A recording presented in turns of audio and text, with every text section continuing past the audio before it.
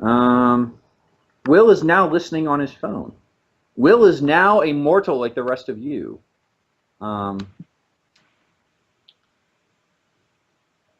Anyway, he's now 30 seconds behind us, so he's responding at the same time you are. All right. What do we do now? We on to Q? Yeah. Yeah. Let me pull that up too, because so I need to have the scenario rules. The scenario rules are literally nothing besides use the cards and blow up all your enemy ships. I mean, that's literally it. It's an empty field, normal starting area. You get the 4 cards, you shuffle them out. You deal 2 every. What is it? It's yeah. You cycle them actually. No. There you go. You shuffle them all up, and you draw 2 of them every turn. And then you try to blow up all your enemy ships. That's it. No planets, no obstacles, no terrain, nothing. So we have 4 cards. Hold on.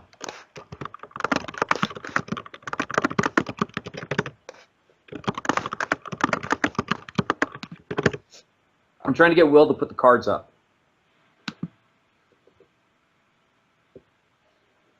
Oh, they're up. Okay.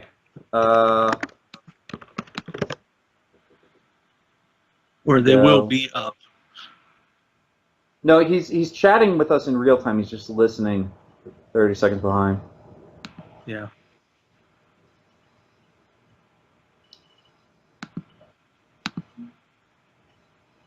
I don't understand what his response is, but yes, apparently you guys, I can't see what you guys can see. Will cannot hear us.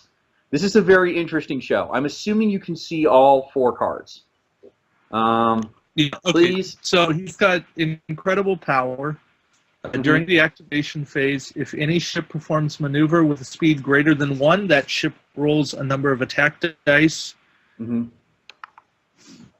Equal. Oh, by the way, we're only looking at an incredible power and honored judge right now. Okay, so those are the 2 we're looking at. Great, awesome. Okay, so roll number attack dice equal to speed minus 1. Attack dice equal to its suffers normal damage from any hit or crit. Ships do not roll defense dice against this effect. Basically, everybody's moving slow. Who does this benefit? Diamonds. Who does this hurt? Cloakers. Yeah. So there's another answer as to why you shouldn't run a Riemann Warbird in this one, by the way, is don't cloak. You will get hit by this, and you will have no shields. Actually, who does this hurt more? Voyager. Oh, yeah, because Voyager can't go slow. That is true. It can 1 bank, but it can't 1 straight. Yeah, that's true. Please keep in mind also that this includes extra movement. It is during the activation phase. It is not if your dial reveals. Anytime you make a move greater than 1, you're going to get hit.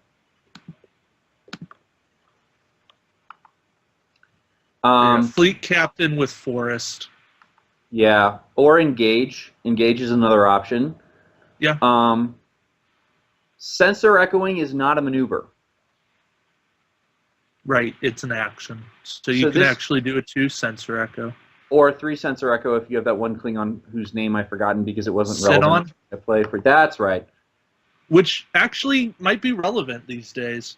I would say so. A 3 sensor echo is pretty great. In a world where the board can't shoot a range 3. Sorry. Yeah. That's my Don LaFontaine voice, God rest his soul. So incredible power is something you have to watch out for. Honored Judge. Each ship must flip its captain card face down. If the ship has no captain card, it has to flip down a crew. If it has no crew, it flips down another one of its upgrade cards. If it has nothing, well, it can't flip anything. Face down cards can't be affected. They don't count as part of your. They count as part of your surviving fleet until they're flipped face up, which is kind of weird. What I think that means, that's part of the scenario rules. What I think that means is if the game ends on an honored judge turn, they're part of your surviving fleet. I don't know. Right. It would be really sucky to say that you lose. that you'd lose a game based on Honored Judge, but yeah, I think that might happen. We have had worse things happen. So who does this benefit? Ships that are only running generic captains and nothing else, because their captain skill will be unchanged. Anybody running Hood Riker, because their captain will be disabled a lot. Anybody fielding Lee Nahus or Lee Nahus, actually. I'm actually not sure that it disables your captain. No, it doesn't. You're right. It just flips it face down. So absolutely no one benefits besides ships with no captain. Ships with generic captains and nothing else on them. Yeah. Ships with generic, and of course that benefits octahedrons again. Yeah, Will's of the opinion that it doesn't disable. I concur at this point. So basically, when is this relevant, by the way? If a ship has no captain, the answer is when it ganks something. So if your captain gets ganked, you have no captain card. You'll have to flip a crew. Yeah, anyway, so next couple. Very advanced. During the activation phase, if any ship ends its move within range 1 to 3 of any edge of the play area, that ship cannot perform any free actions that round and must disable 2 of its upgrades as possible. Owner's choice. Don't run ships with upgrades. Joust in the middle of the board. Sounds like Klingons. Klingons or Borg. I mean, range 1 to 2, 360 really doesn't matter if we're in like the middle of this 1 square foot space. Remember Tholian Web? Yeah. I think the same kind of things advance. Actually, this is more like collective. Well, it's Tholian Web, and it's like the collective 3 or RIF. It's whatever the one where you lost tokens when you were too close to the edge. Oh God, that was Resistance 1, I think. 1, yeah, that was annoying. That was awful. So it's kind of like that. It's those two put together. Yeah. Gen Cisco might be intriguing in combination with very advanced. You could get a lot of stuff disabled. Yeah, because you're not making it out of range 3 of the edge in that first turn if very advanced comes up. Unless you have Voyager to do a 6 forward. Or Transwarp Drive. Although very advanced with the incredible power. Oh, that would suck. Oh, that good luck. That would suck a lot. Yeah. Unless you're just running, unless you're just running naked octahedrons. Just throwing that out there. Backup maneuvers are going to be good. From Stotza. Yeah, so like Enterprise D. Yeah, that'll help. And then last one we have is a Powerful Mind. During the activation phase, if any ship performs one of the actions listed on its action bar, place an auxiliary power token besides that ship. Hey, you know who loves this? Picard, Dukat. And Dukat, yeah. So, what is a really good fleet for this? Picard, Dukat, octahedrons. And or Picard, Dukat bioships. Yeah, I can see that. You don't have the backups to deal with very advanced, but but Picard, Dukat deal with the captains being disabled. So I think they've kind of dealt with everything. Yeah. I don't think there is a perfect fleet. Fighters. I mean, your perfect fleet is, actually 3 Constitution classes and 3 sets of fighters. I mean, fighters are slow. I guess maybe very advanced will hurt them, but not once you get in the middle scrum. A Powerful Mind is hilariously bad at stopping Tiny Price. Yeah, but see, here's the thing. You don't care about fighters with very advanced because at the start of the game, You don't care about firing. You don't care about actions. Yep. You have no You upgrades. don't care about disabled upgrades because you're not going to have them. Yeah, that might be what I want to do. I might just want to run 3 Constitutions and 3 Fighters. Or Surocs. But Constitutions are better. Could run a Surok, Connie, and the Teeny Prize. Yeah, nice. Yeah, I like that plan. One of them could even be a mirror Constitution, just for kicks. Sure, why not?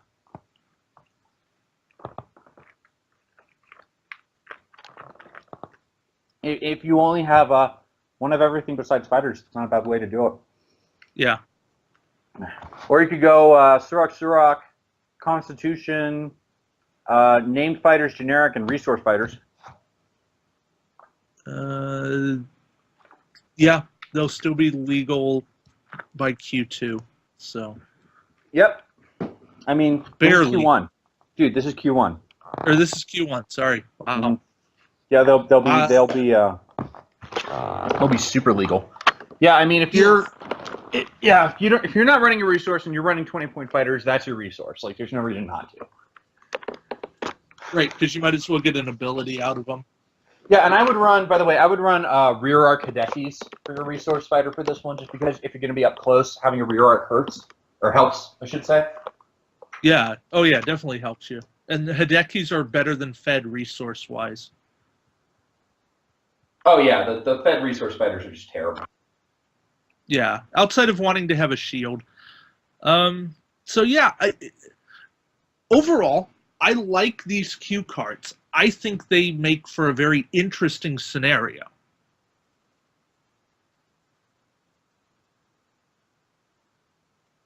I don't think that they fundamentally change the play of the game, but I think they shape the game round to round, and I like that kind of a change. I'm coming from never having played in a tournament with sector conditions. So to me, these are going to be my first sector condition-like thing. And if you want a crazy, crazy home game, play both. Yeah, that could be very interesting. Interesting. Define interesting. Oh god, we're all going to die? Yeah, and as Will's saying, if only there was anything else also in the scenario, like terrain. Not even a planet, but like asteroids, objective tokens, something. Yeah, you know, I mean, I think it would be really great. Like, imagine if you could just, like, you know, take some asteroids, you know, maybe like 3 for each player or something like that. You could just take turns placing them. Like, that might really add to the game. And imagine if there was, like, oh, I don't know, 12 different options and each player got to pick 3 that they brought in. Yeah. Oh, hey, by the way, Dave. Yeah. Bane of Borg pointed something out in the chat. We haven't mentioned this, and I don't know why. Guess what? Guess what's awesome when you have to cluster a bunch of ships in the middle of a map? You can put Cloaked Mines there. Cloaked Mines! Well, but here's the thing. Very Advanced isn't going to exist every single round.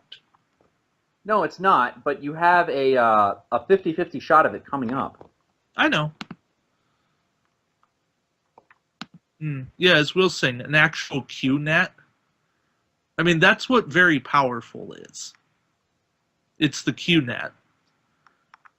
But yeah, it would have been kind of cool to see like an actual Q-net on the board. Yeah. I mean, you could use Tholian tokens for that if you wanted to. You know? I guess. It's kind of lame, but whatever. Just like restrict, dump them on the board and be like, okay, we're setting this up. But then that's taking away game time. And yeah, that's true. Home game type stuff, you do that. Tournament, nah. I'd just rather measure a ship if it looks like it's close. Yeah, you're too far. No free actions. It is nice to note that it's upgrades, so captains still live, admirals still live. Or incredible power, yeah. Yeah, I like this one. I wish, I am with Will, I wish there was terrain, but I give WizKids credit that this is actually a scenario that seems more interesting than the last several that we've had. Exempting peak performance and Matter of Honor. I'm talking about the last, like, scenario plays. Storyline plays. It's better than anything in Collective or Resistance. Yeah, I don't know. I liked Collective OP2, but I recognize that not everybody did. Interesting concept. But then when they come out with different fleet building rules and simplified fleet building rules and yeah, when nobody could get their stuff straight, it's like, eh.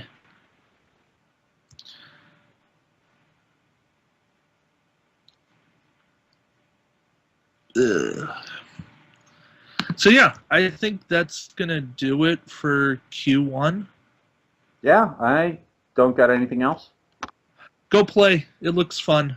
And the resource is slightly interesting. It's an evade template. I think Q2 is a better evade or a better resource, but hey, it's a fun storyline. It's Q. Everybody loves to hate Q, hates to love Q. He's an omnipotent being. I know. Yeah, go win a hood. That's what everybody's really here for. Go win a hood.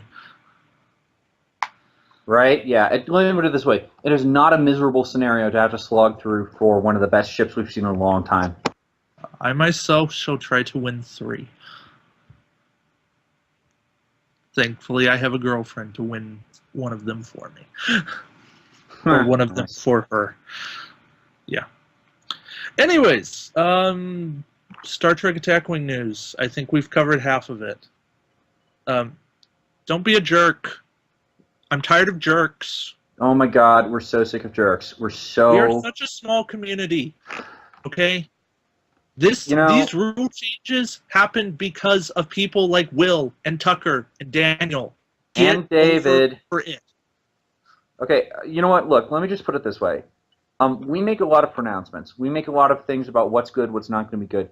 Guys, that's not us spitballing. Like, sometimes we're just, we're shooting out ideas, yeah, but we play test a lot. We discuss things a lot. We win, frankly, a lot. We're not coming at these things from a pronouncement of, oh, we've just decided this is what's good. It's like we have exhaustively run through these possibilities more than a reasonable human being should that gets 8 hours of sleep a night. And, like, this is what we think is good. And, yeah, we get surprised every so often. I can't remember a time when... We wish we had thought about putting system upgrades on fighters. Yeah, we wish we had. We didn't think of that one. That was awesome. Whoever thought of that, high five. Too bad it doesn't work. But wow, that would have been great. We're glad. I said it in my post to the community. I'm glad it doesn't work. Oh my god, it but I so applaud broken. Whoever thought of it because it shows creativity. Yeah, absolutely, man. And it's at this point, frankly, like I try not to sound complaining and I try not to make personal attacks these days, but frankly, at this point, the people who are making personal attacks are not us. And we are losing our temper a little bit, and it's not great. Okay, when I get the personal attacks made against me, yeah, you know that you're going too far because I'm the nice one here. David is I'm the nice temperate one here. David is the nice and temperate one. Like, look, I'm a jackass sometimes. I will admit it. I'm trying to change that, and I don't necessarily let the community into all of my personal struggles, but there's a lot going on and a lot I'm trying to do with myself, but dude, leave David alone. Like, I can take it. I'm a dick. Will is a nice guy, but David should not have to deal with that. I can take some of it too. I mean, I know you can, but You are the nicest. Well, maybe not the nicest guy I know, but you're certainly one of them. So shut up. You don't deserve it. I don't want to hear it. Leave David alone. Okay, I'm done. I'm done. Okay, you know what? We'll stop. Will is probably getting upset at us. Will's probably going to have to edit that out for the YouTube shit. Leave Brittany alone. There, I said it. Anyway, it's just, you know what? I want a community where we can have fun. We can talk about this stuff. We can disagree about stuff, but don't make it personal. Like, you can say, hey, you're wrong, and this is why you're wrong. But don't say you're wrong, you idiot. That's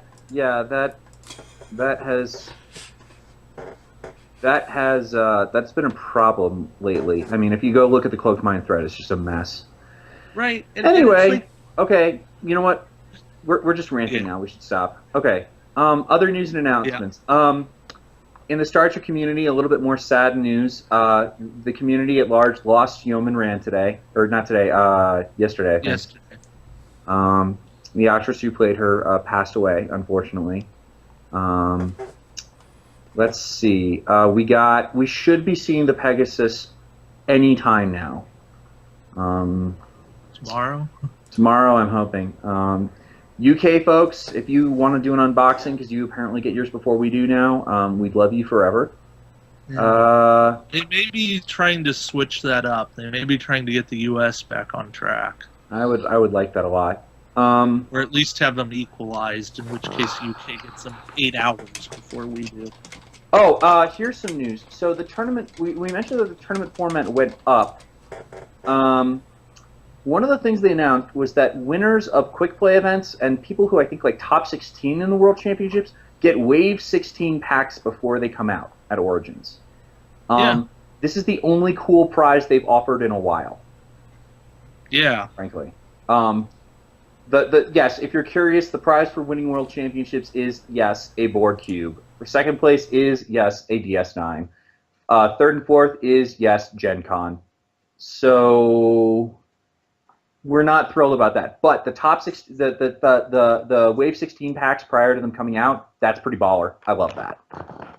Yeah. Like, hey, at least they're willing to give that stuff out. Remind me to talk to you about that more. But okay. After the show. Yeah, we'll talk about that. Okay. Anyways. Yeah. So I think that's all the news we have. Stay tuned for World stuff. Stay tuned. Hopefully next week we'll have fighter stuff. We'll hopefully have previews. We're going to get a Krenim Timeship preview in at some point. Today was just more important stuff to do. Yep. I think everything we did today was more important because some venues are running Q-Continuum this weekend. Some venues have already run Q-Continuum. So, yeah.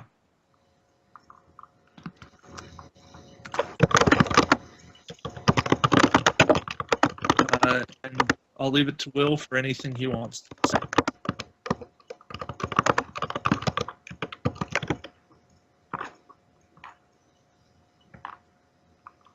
We're waiting for him to tell us what he wants to say.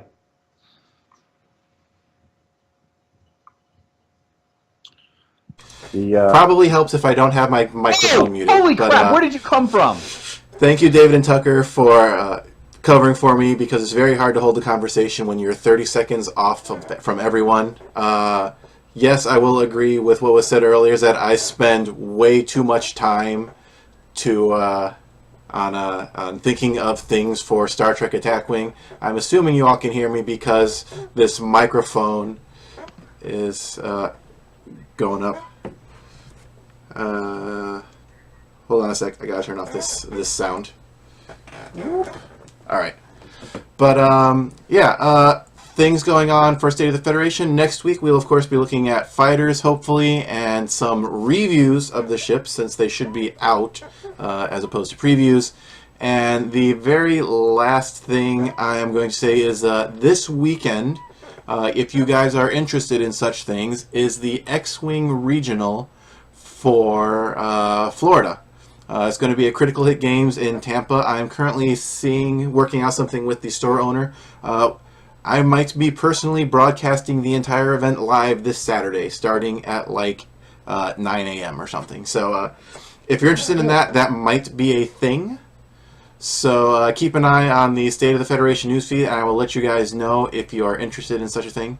Other than that, yeah, thanks everyone for joining us tonight. Sorry about the small technical difficulties. And yeah, go out there, play Q, win a hood, and have a great time doing it. Until then, I will see you next week, and may Q be generous with your dice. Have a good one, everybody. State of the Federation is a production of Will S. in association with Tucker C. and David M. We are not associated or affiliated with WizKids Games, and except where specified, WizKids did not endorse or approve any of our podcasts.